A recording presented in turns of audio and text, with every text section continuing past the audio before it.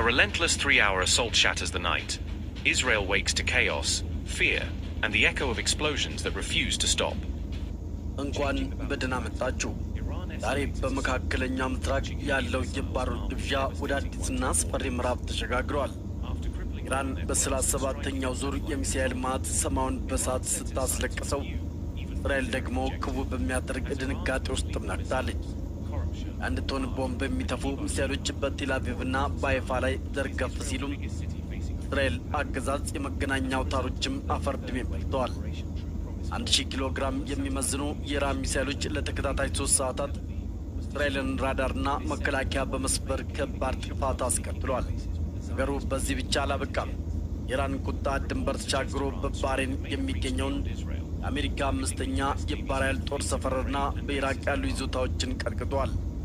ኔታንያሁ ብዙ ገንዘብ ይፈጃል እያሉ በቢሊዮን የሚቆጠሩ ሸክሎችን ለጦርነት ሲመድቡ፣ በእስራኤል አደባባዮች ግን የ11 ቀኑ የሚሳኤል ናዳ ያስከተለው ውድመት ዜጎችን ለካሳ ሰልፍም ዳርጓቸዋል።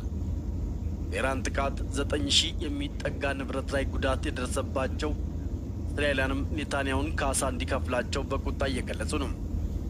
ዛሬ በዚህ ቪዲዮ የኢራን ነፍሰ ገዳይ ሚሳኤሎች እንዴት የእስራኤልን የሳተላይት ማዕከል ከክ እንዳደረጉትና የቀጠናው ፊልሚያ እግር አውጥቶ ወዴት እያመራ እንደሆነ ጥንቅቅ አድርገን እንመለከታለን።